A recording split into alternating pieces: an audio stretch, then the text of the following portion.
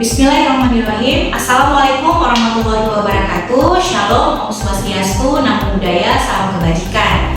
Perkenalkan Bapak Ibu sekalian, nama saya Hera Susanti, SHLLR. Saya merupakan salah satu dosen tetap di bidang hukum internasional, Prodi Ilmu Hukum, Fakultas Hukum, Universitas Sultan Ageng Tirtayasa, dengan jabatan fungsional sebagai asisten ahli. Video ini saya tujukan untuk memenuhi salah satu syarat untuk mengikuti sertifikasi dosen reguler sesi ke-1 tahun 2025 dalam penyusunan dokumen pernyataan diri dosen dalam rangka unjuk kerja Tridharma Perguruan Tinggi atau PDD UKT-PT.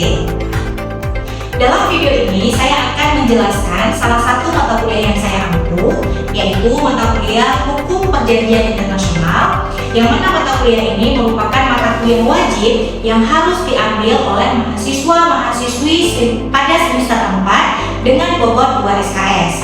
Nah, dalam mata kuliah ini ada beberapa materi pokok yang akan dipelajari oleh mahasiswa-mahasiswi kita, seperti pokok dasar-dasar dari hukum perjanjian internasional, ya, misalnya pengertian hukum perjanjian internasional, peristilahan hukum perjanjian internasional, sejarah perjanjian internasional, dan ruang lingkup hukum perjanjian internasional.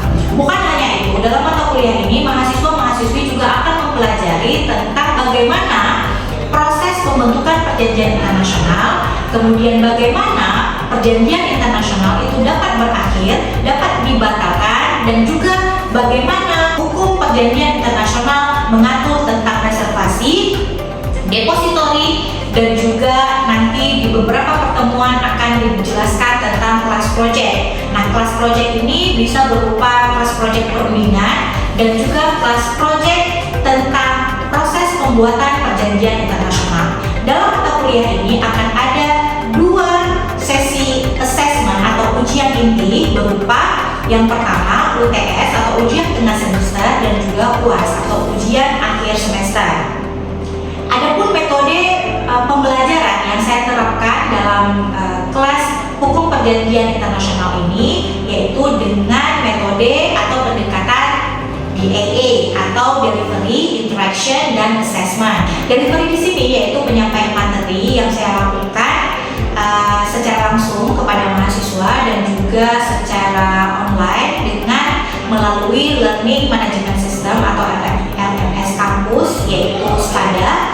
Kemudian juga interaction di sini di mana mahasiswa akan dilibatkan secara aktif pada saat diskusi, ya, pada saat kelas berlangsung seperti itu.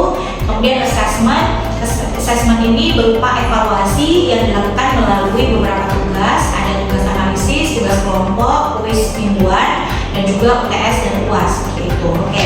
Terkait evaluasi pembelajaran, adapun komponen penilaian yang diterapkan dalam mata kuliah hukum perjanjian internasional yaitu terdiri dari yang pertama tentang kehadiran dan partisipatif aktif yang berupa 15%, kemudian tugas individu dan juga kelompok sekitar 25%, kemudian ujian tengah semester 30% dan ujian akhir semester sebesar 30%. Baik Bapak Ibu sekalian, demikian penjelasan dari saya terkait mata kuliah hukum perjanjian internasional. Saya berharap penjelasan saya dalam video ini dapat memberikan gambaran yang jelas tentang proses pembelajaran yang saya lakukan dalam rangka pelaksanaan Tridharma Perguruan Tinggi. Lebih dan kurang saya mohon maaf. Saya tutup. Assalamualaikum warahmatullahi wabarakatuh. Bismillahirrahmanirrahim. Assalamualaikum warahmatullahi wabarakatuh.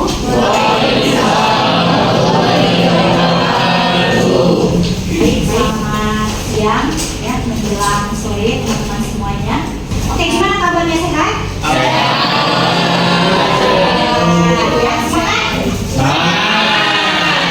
Sebelum Ibu mengulang kembali terkait materi tentang hukum perjanjian internasional, kira-kira ada yang mau bersuara atau mengungkapkan ingatannya tentang apa-apa saja materi yang sudah pernah kita pelajari di kelas ini? Oke, siapa namanya? Nama saya Hikmat Ardiansyah. Oke. Mungkin materi yang saya ingat yang pertama mengenai pengertian hukum perjanjian internasional, sumber-sumber hukum internasional, terus ada consent to be bound, terus ada asas-asas hukum perjanjian internasional. Mungkin terus tata cara pembuatan perjanjian internasional negara dengan negara. Mungkin itu. Baik sekali ya. Tepuk tangan dulu untuk teman-teman. Ya, baik. Ada yang mau menambahkan kira-kira apa yang belum disebutkan oleh temannya tadi? Ada yang mau menambahkan? Randy. Tadi ya udah pernah kita bahas di kelas ini, ada berakhirnya sebuah perjanjian, ada reservasi. Mungkin itu aja sih. Reservasi. Selanjutnya Ada self executing, terus ada juga konvensi Wina 1969. Terus ada juga pernyataan sikap terhadap perjanjian, ada reservasi, ada undang-undang juga atau regulasinya, ada force majeure, ada just cogence dan lain sebagainya. ya, tepuk tangan untuk kita semua. Berarti alhamdulillahnya teman-teman setidaknya sudah punya basic ilmu ya tentang perjanjian internasional gitu ya. Setidaknya nanti sudah siap untuk menyambut mata kuliah lain yang linier dengan hukum internasional gitu ya. Ini sedikit gambaran ya apa yang sudah kita pelajari selama beberapa pertemuan terakhir. Nah, di sini seperti teman-teman lihat ya, ada tentang konsep dasar terkait pengertian dari perjanjian internasional, ada peristilahan, kemudian ada sejarah dan prinsip hukum perjanjian internasional. Kemudian selanjutnya ada lawmaking treaty, ada treaty contract, seperti yang disebutkan tadi ada self executing treaty dan non self executing treaty. Terus selanjutnya apa? Konsep dasar perjanjian internasional, peristilahan, sejarah dan ruang lingkup perjanjian internasional. Kemudian ada full power presidensial dalam perjanjian internasional, dan treaty proses, ada reservation, declaration, and necessary, reservation, declaration, and necessary, pembatalan penanggulangan dan berakhirnya perjanjian internasional.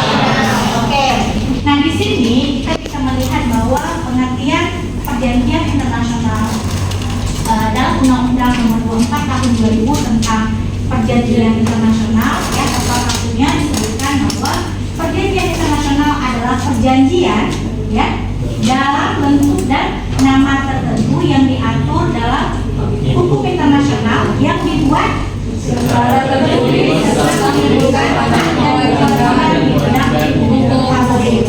Nah, kalau kita lihat di Vienna Convention ya, itu sama, yaitu apa? Treaty means artinya apa? Perjanjian adalah berarti international agreement atau kesepakatan internasional concluded between states in writing form and governed by international law. Apa artinya?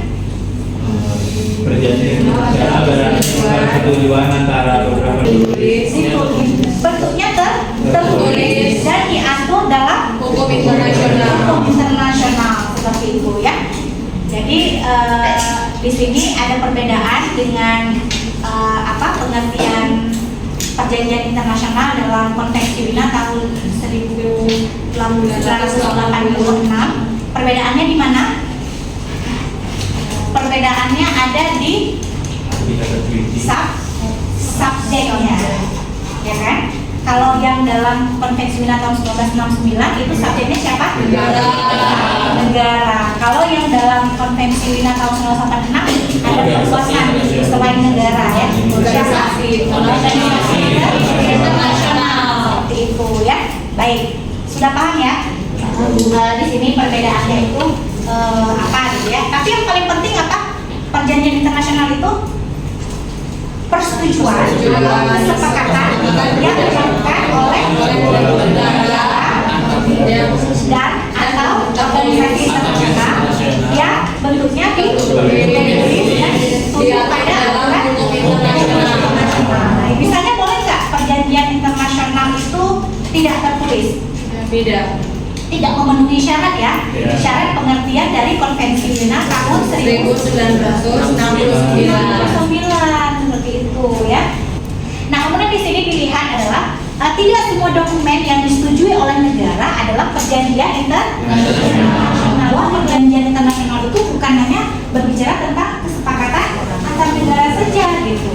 Jadi kalau misalnya udah disetujui negara sudah berlaku, belum tentu ya. Belum tentu, bisa jadi bentuknya tidak tertulis dan tunduk terhadap aturan hukum internasional. Itu juga belum bisa dikatakan perjanjian internasional menurut Konvensi Wina dan juga Undang-Undang Nomor 24 Tahun 2000. Itu ya, tidak semua dokumen yang disetujui oleh negara adalah perjanjian internasional. Namun, perjanjian internasional haruslah dokumen yang disetujui oleh negara ya, atau subjek HI lainnya. Ini jelas ya. Jadi, Nah ini ada istilah-istilah nomenklatur dan perjanjian. Ini ada beberapa penjelasannya. Nggak apa-apa kalau misalnya memang teman-teman mau PPT-nya, ya nanti ibu serahkan gitu ya sebagai bahan gitu ya. Nah nanti silakan teman-teman pilih sendiri waktu ujiannya ya. Available-nya itu free-nya tuh di jam berapa gitu ya. Nanti dikomunikasikan, infokan ke ibu gitu ya, biar nanti ibu setting padanya. Nah gitu ya. Nah ini ada beberapa nomenklatur ya. Nomenklatur yang biasa digunakan dalam perjanjian internasional. Ada treaty, convention, agreement, memorandum of understanding, arrangement, apalagi agreement summary. Nah sebenarnya terkait nomenklatur itu biasanya kembali lagi pada praktik ya, praktik kenegaraan. Nah biasanya negara-negara itu punya istilah sendiri gitu ya, kebiasaan menggunakan istilah sendiri terhadap perjanjian internasional. Misalnya Indonesia gitu ya, Indonesia itu sering menggunakan MOU ya, Memorandum of Understanding dalam mengadakan kerjasama dengan negara lainnya.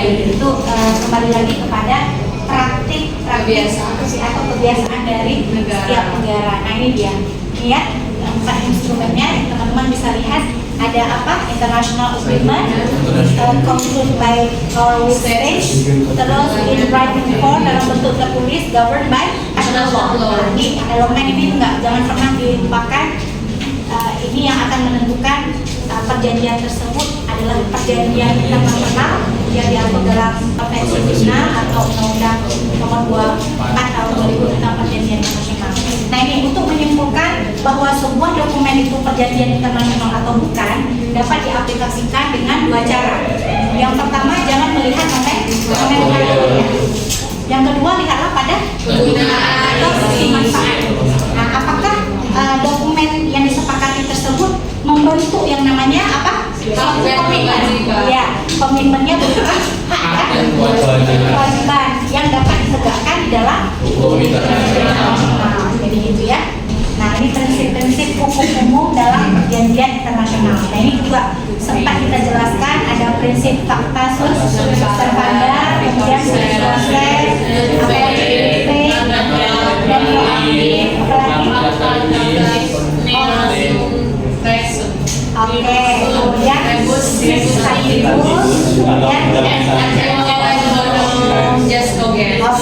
baik. Terus yang terakhir ada prinsip just forget ya. Baik. Nah ini prinsip umum yang ada dalam UN Charter ya. Ada prinsip persamaan.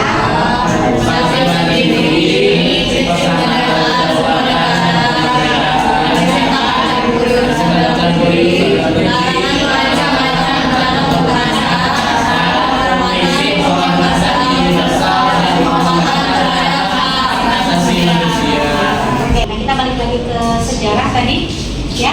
Nah ini sebelum adanya Konvensi Wina tahun 1969, perjanjian antar negara itu dilakukan seperti apa?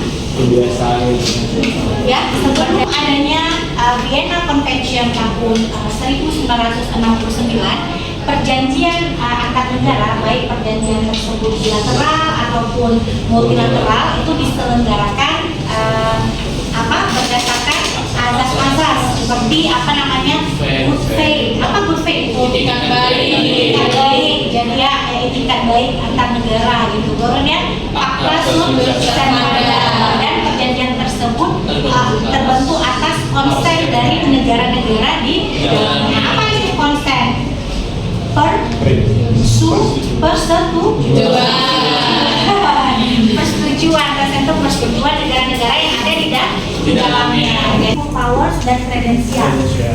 Full powers dalam pasal 1 ayat berapa ini? 3 dan 4. Tentunya ini dalam konteks dalam Undang-Undang Nomor 24 Tahun 2004. adalah surat yang dikeluarkan oleh Presiden atau Menteri yang memberikan kuasa kepada satu atau beberapa orang yang mewakili pemerintah Republik Indonesia untuk menandatangani atau menerima naskah perjanjian, menyatakan persetujuan negara untuk mengikatkan diri pada perjanjian dan atau penyelesaian hal-hal yang diperlukan dalam pembuatan perjanjian internasional. Oke, baik. Kredensial adalah surat yang dikerjakan oleh Presiden atau Menteri yang memberikan kuasa kepada satu atau beberapa orang yang mewakili pemerintah Republik Indonesia untuk menghadiri, merundingkan, dan atau menerima hasil akhir suatu perjanjian internasional. Oke, apa perbedaannya? Surat kuasa dipakai untuk apa? Kredensial dipakai untuk apa? Surat kuasa itu dipakai buat penandatanganan atau mengikatkan diri pada perjanjian. Kalau kredensial itu cuma untuk mewakili pemerintah menghadiri, merundingkan, atau menerima hasil akhir dari suatu perjanjian. Oke, baik. Kita tepuk tangan dulu teman-teman. Diatur dalam Undang-Undang Nomor 24 Tahun 2000. Ya, tadi siapa yang presiden? Aku. Pasal 7 ayat 1, seseorang yang mewakili pemerintah Republik Indonesia dengan tujuan menerima atau menandatangani naskah suatu perjanjian atau mengikatkan diri pada perjanjian internasional memerlukan surat kuasa. Oke, memerlukan surat kuasa ya. Oke, dalam hal untuk mengikatkan diri ya. Baik, seperti yang dijelaskan oleh Ferry tadi ya. Oke, baik. Pasal kedua tadi yang di belakang siapa? Baik. Ada lagi siapa? Beberapa orang yang menghadiri, merundingkan dan atau menerima hasil akhir suatu perjanjian internasional memerlukan surat kepercayaan. Oke, baik. Hasil akhir memerlukan surat kepercayaan seperti itu. Antara full powers dengan kredensial. Tapi yang jelas full powers di sini ya dan kredensial dibutuhkan oleh selain Presiden dan Menteri. Itu yang diatur dalam aturan hukum nasional ya, Undang Nomor 24 Tahun 2000 tentang perjanjian internasional. Tapi berbeda halnya dengan apa yang diatur dalam Konvensi Wina tahun 1969, di mana salah satu yang sangat terlihat sekali perbedaannya bahwa dalam Konvensi Wina itu tidak dikenal dengan yang istilah kredensial. Nah, kemudian kita lihat di sini proses pembentukan suatu perjanjian internasional. Nah, di sini kan ada proses pembuatan perjanjian di sini mencakup 3 tahap, yaitu tahap perundingan, penandatanganan, dan juga pengesahan, gitu ya. Ini biasanya atau umumnya ini perjanjian multilateral ya. Kalau perjanjian bilateral biasanya lebih singkat lagi, hanya berupa perundingan dan penandatanganan. Tapi secara konkret ya yang diatur dalam Undang-Undang Nomor 24 Tahun 2000 itu prosesnya ada tahap penjajakan, biasanya kemudian perundingan, keputusan, naskah, penandatanganan gitu ya. Nah, kalau misalnya dibutuhkan yang namanya ratifikasi, dalam hal ini lakukan ratifikasi. Balik ke konsep universal. Apa itu konsep universal? Persetujuan.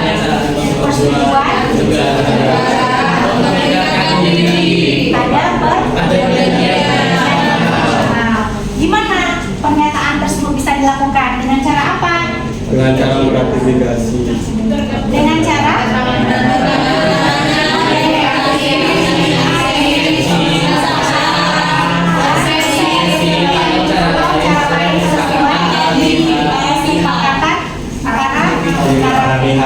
Oke, baik. Nah, di sini teman-teman bisa lihat dalam pasal 11 ya, Konvensi Wina tahun 1969 ya, di mana di sini persetujuan negara untuk terikat secara hukum ya dalam suatu perjanjian internasional dapat dinyatakan dengan penandatanganan ratifikasi, aksepsi, pengesahan, aksesi, dan atau dengan cara lain sesuai dengan kesepakatan para pihak, seperti itu. Jadi ini bisa dilihat ya bahwa memang tidak semua cara-cara ini digunakan untuk supaya terikat dalam satu perjanjian internasional ya.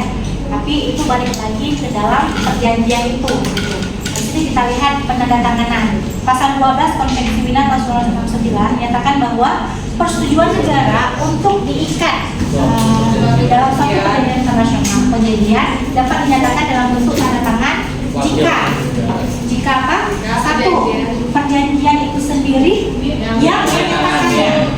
Jadi kalau perjanjian itu menyatakan bahwa tanda tangan sudah cukup untuk terikat secara hukum, jadi tidak perlu diadakan yang namanya ratifikasi.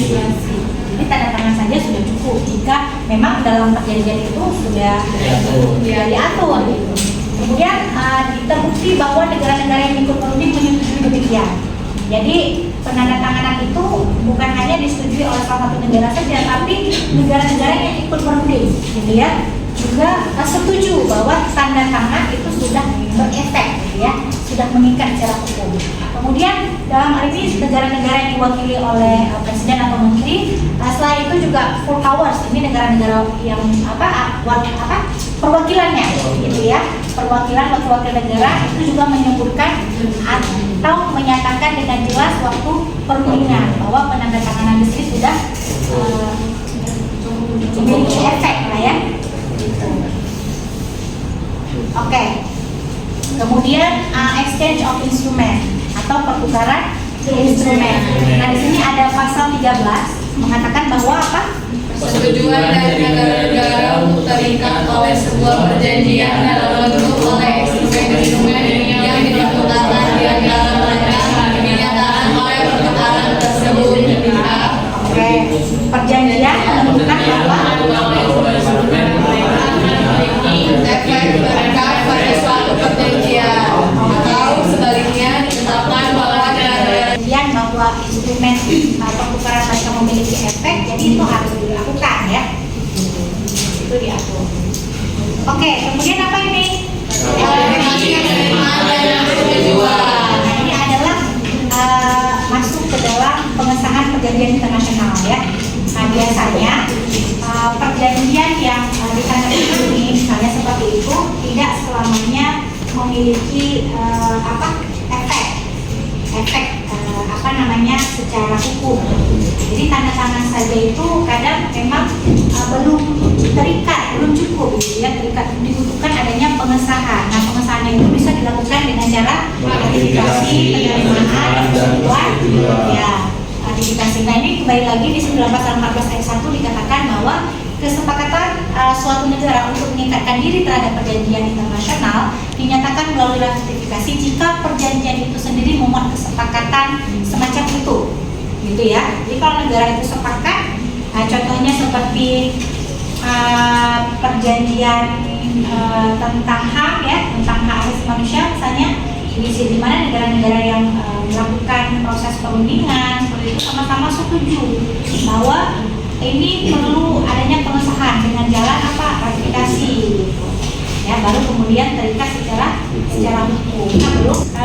Nah ini juga dalam aturan hukum Indonesia juga seperti itu ya, teman-teman bisa lihat dalam pasal 3 Undang-Undang Nomor 24 Tahun 2000 tentang Perjanjian Internasional. Itu disebutkan bahwa pemerintah Republik Indonesia itu mengikatkan diri pada perjanjian internasional melalui cara-cara sebagai berikut, yaitu apa? Penandatanganan, pengesahan, pembuatan dokumen, perjanjian,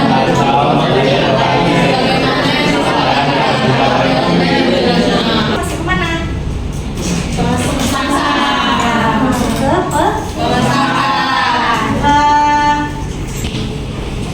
tadi di bagian persetujuan negara itu ada aksesi dan aksepsi. Kira-kira itu bedanya apa? Aksepsi, oke. Aksepsi itu penerimaan, ya, penerimaan. Aksepsi itu yang tadi ya. Yang ini tadi kita lihat dulu speknya. Yang sebelumnya itu tidak terikat atau ikut serta dalam proses pembuatan perjanjian nasional, tapi dia memilih untuk menikahkan diri. Nah, kalau aksepsi itu istilahnya itu acceptance. Acceptance itu penerimaan.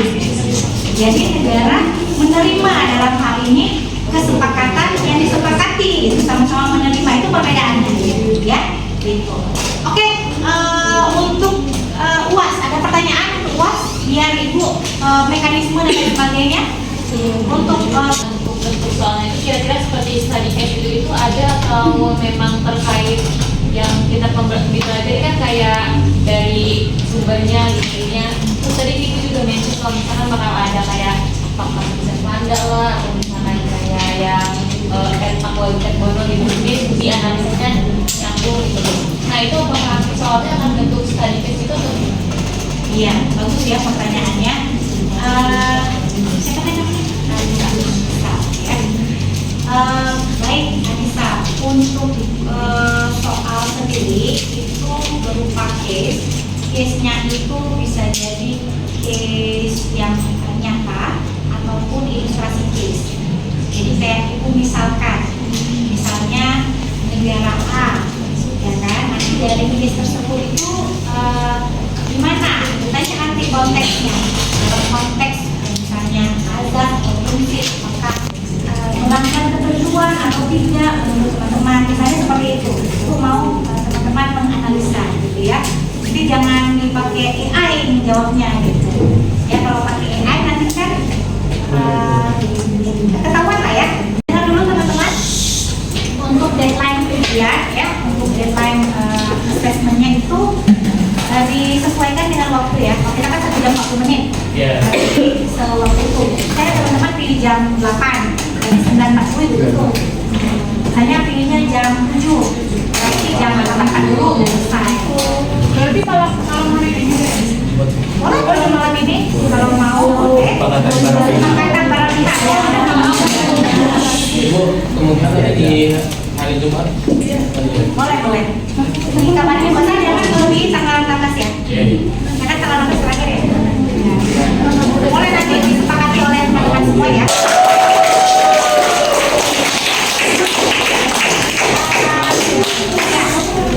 Teman-teman, ibu ucapin terima kasih ya atas 1 semester ini ya.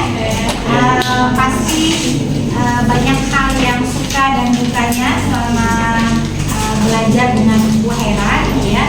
Dukanya ada beberapa kesalahan dari ibu memohon maaf kepada teman-teman. Semoga yang ibu harapkan dari kelas ini adalah ada yang dipahami ya, ada yang dipahami dan juga yang ditampilkan dari pengertian aja nggak tahu kan keterlaluan gitu ya, sungguh terlalu gitu ya.